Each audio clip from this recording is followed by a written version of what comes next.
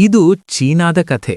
ಕೇವಲ 50 ವರ್ಷಗಳ ಹಿಂದೆ ಭಾರತಕ್ಕಿಂತ ಹಿಂದುಳಿದಿದ್ದ ರಾಷ್ಟ್ರವೊಂದು ಜಾಗತಿಕ ತಾಂತ್ರಿಕ ಶಕ್ತಿಯಾಗಿ ಹೇಗೆ ರೂಪಾಂತರಗೊಂಡಿತು ಎಂಬುದನ್ನು ವಿವರಿಸುವ ಒಂದು ಆಕರ್ಷಕ ಪ್ರಯಾಣ. ಒಂದು ಕಾಲದಲ್ಲಿ ಬಡತನ, ಹಸಿವು ಮತ್ತು ಅಭಿವೃದ್ಧಿಯ ಕೊರತೆಯಿಂದ ಬಳಲುತ್ತಿದ್ದ ಈ ದೇಶವು ಈಗ ಅತ್ಯಾಧುನಿಕ ತಂತ್ರಜ್ಞಾನದಲ್ಲಿ ಜಗತ್ತನ್ನು ಮುನ್ನಡೆಸುತ್ತಿದೆ. ಈ ಪರಿವರ್ತನೆ ರಾತ್ರೋರಾತ್ರಿ ಸಂಭವಿಸಲಿಲ್ಲ. ಇದು ಶಿಸ್ತು, ದೂರದೃಷ್ಟಿ, ಕಠಿಣ ನಿರ್ಧಾರಗಳು ಮತ್ತು ನಿರಂತರ ಕಠಿಣ ಪರಿಶ್ರಮದ ಪರಿಣಾಮವಾಗಿದೆ. ನಾವು 1970ರ ದಶಕವನ್ನು ಹಿಂತಿರುಗಿ ನೋಡಿದರೆ ಚೀನಾದ ಪರಿಸ್ಥಿತಿ ಭೀಕರವಾಗಿತ್ತು. ಜನರಿಗೆ ತಿನ್ನಲು ಸಾಕಷ್ಟು ಆಹಾರವೂ ಸಿಗುತ್ತಿರಲಿಲ್ಲ. ರಸ್ತೆಗಳು ಮತ್ತು ಮೂಲಸೌಕರ್ಯಗಳು ಕಳಪೆಯಾಗಿ ಅಭಿವೃದ್ಧಿ ಹೊಂದಿದ್ದವು. ದೊಡ್ಡ ನಿಗಮಗಳು ಮತ್ತು ಕೈಗಾರಿಕೆಗಳು ವಾಸ್ತವಿಕವಾಗಿ ಅಸ್ತಿತ್ವದಲ್ಲೇ ಇರಲಿಲ್ಲ. ತಂತ್ರಜ್ಞಾನ ಎಂಬ ಪರಿಕಲ್ಪನೆಯೇ ಕೇಳಿರದಂತಿತ್ತು. ರಾಷ್ಟ್ರವು ಸಂಪೂರ್ಣವಾಗಿ ಕೃಷಿಯ ಮೇಲೆ ಅವಲಂಬಿತವಾಗಿತ್ತು. ಈ ಸಂದರ್ಭಗಳನ್ನು ಗಮನಿಸಿದರೆ ಚೀನಾ ಜಾಗತಿಕ ವೇದಿಕೆಯಲ್ಲಿ ಎಂದಿಗೂ ಪ್ರಾಮುಖ್ಯತೆಗೆ ಬರುತ್ತದೆ ಎಂದು ಯಾರೂ ಊಹಿಸಿರಲಿಲ್ಲ. ನಂತರ ಒಂದು ಪ್ರಮುಖ ತಿರುವು ಬಂದಿತು. ಚೀನಾದ ನಾಯಕತ್ವವು ರಾಷ್ಟ್ರವನ್ನು ಪರಿವರ್ತನೆಯತ್ತ ಕೊಂಡೊಯ್ಯಲು ನಿರ್ಧರಿಸಿತು. ದೇಶದ ಅಭಿವೃದ್ಧಿಗೆ ಜಾಗತಿಕ ಸಮುದಾಯದೊಂದಿಗೆ ಏಕೀಕರಣವು ಅತ್ಯಗತ್ಯ ಎಂದು ಅವರು ಗುರುತಿಸಿದರು. ಈ ದೃಷ್ಟಿಕೋನದಿಂದ ಪ್ರೇರಿತರಾಗಿ ಚೀನಾ ತನ್ನ ಆರ್ಥಿಕತೆಯನ್ನು ಜಗತ್ತಿಗೆ ತೆರೆದಿಟ್ಟು.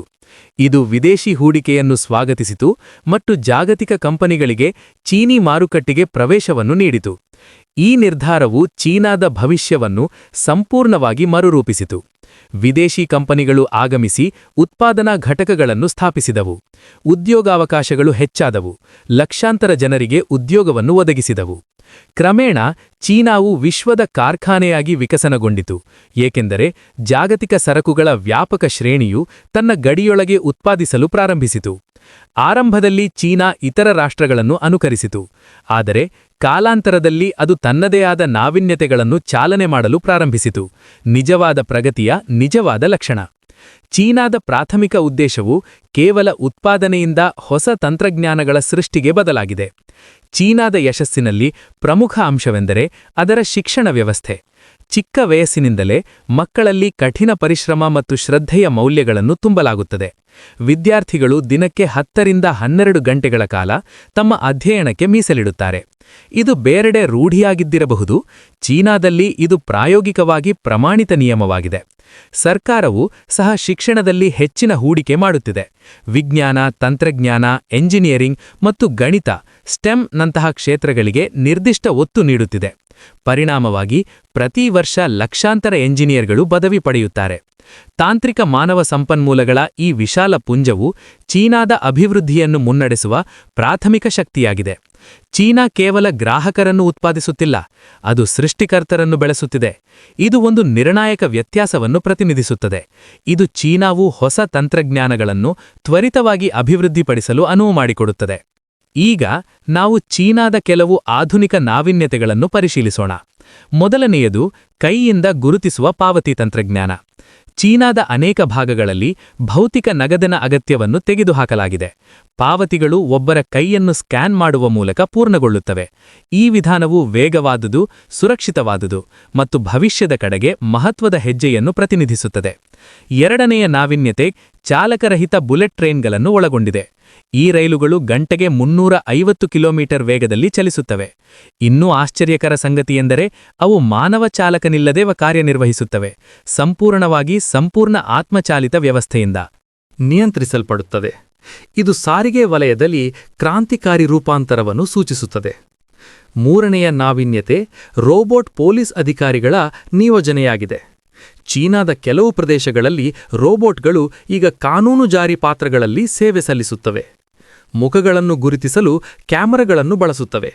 ಅಪರಾಧಗಳನ್ನು ಮುಂಚಿತವಾಗಿ ಪತ್ತೆ ಹಚ್ಚಲು ಮತ್ತು ತಡೆಗಟ್ಟಲು ಅವು ಸಹಾಯ ಮಾಡುತ್ತವೆ. ಈ ವ್ಯವಸ್ಥೆಗಳು ಗಡಿಯಾರದ ಸುತ್ತ ಕಾರ್ಯನಿರ್ವಹಿಸುತ್ತವೆ. ನಾಲ್ಕನೆಯದು ಹಾರುವ ಟ್ಯಾಕ್ಸಿಗಳು, ಭವಿಷ್ಯದ ಸಾರಿಗೆ ವಾಹನಗಳು. ಗಾಳಿಯಲ್ಲಿ ಹಾರುತ್ತಾ ಅವು ಪ್ರಯಾಣಿಕರನ್ನು ಒಂದು ಸ್ಥಳದಿಂದ ಮತ್ತೊಂದು ಸ್ಥಳಕ್ಕೆ ಸಾಗಿಸುತ್ತವೆ. ಸಂಚಾರ ದಟ್ಟಣೆಯನ್ನು ಕಡಿಮೆ ಮಾಡುವಲ್ಲಿ ಅವು ಪ್ರಮುಖ ಪಾತ್ರ ವಹಿಸಬಹುದು.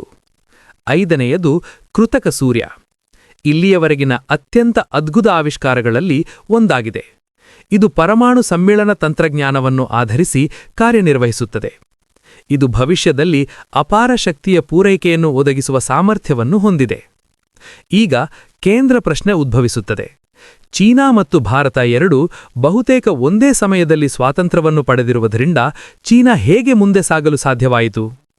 ಪ್ರಾಥಮಿಕ ಕಾರಣ ದೃಷ್ಟಿ ಮತ್ತು ಶಿಸ್ತಿನಲ್ಲಿದೆ. ಚೀನಾ ತನ್ನ ಉದ್ದೇಶಗಳನ್ನು ಸ್ಪಷ್ಟವಾಗಿ ವ್ಯಾಖ್ಯಾನಿಸಿತು. ಉತ್ಪಾದನೆ, ಮೂಲಸೌಕರ್ಯ, ಶಿಕ್ಷಣ ಮತ್ತು ತಂತ್ರಜ್ಞಾನದ ಮೇಲೆ ತನ್ನ ಪ್ರಯತ್ನಗಳನ್ನು ಕೇಂದ್ರೀಕರಿಸಿತು. ಅದು ವೇಗವಾಗಿ ನಿರ್ಧಾರಗಳನ್ನು ತೆಗೆದುಕೊಂಡಿತು ಮತ್ತು ಅವುಗಳನ್ನು ಸಮಾನ ವೇಗದಲ್ಲಿ ಕಾರ್ಯಗತಗೊಳಿಸಿತು. ಚೀನಾ ಬೃಹತ್ ಪ್ರಮಾಣದಲ್ಲಿ ಮೂಲಸೌಕರ್ಯವನ್ನು ನಿರ್ಮಿಸಿತು. ವಿಸ್ತಾರವಾದ ಹೆದ್ದಾರಿಗಳು, ಹೈಸ್ಪೀಡ್ ರೈಲು ಜಾಲಗಳು, ಸ್ಮಾರ್ಟ್ ಸಿಟಿಗಳು ಮತ್ತು ಮೆಗಾ ಸೇತುವೆಗಳು ರಾಷ್ಟ್ರದ ಅಭಿವೃದ್ಧಿಗೆ ಅಡಿಪಾಯ ಹಾಕಿದವು. ಭಾರತವೂ ಸಹ ಅಪಾರ ಪ್ರತಿಭೆಯನ್ನು ಹೊಂದಿದೆ. ಭಾರತೀಯ ವಿದ್ಯಾರ್ಥಿಗಳು ಹೆಚ್ಚು ಬುದ್ಧಿವಂತರು.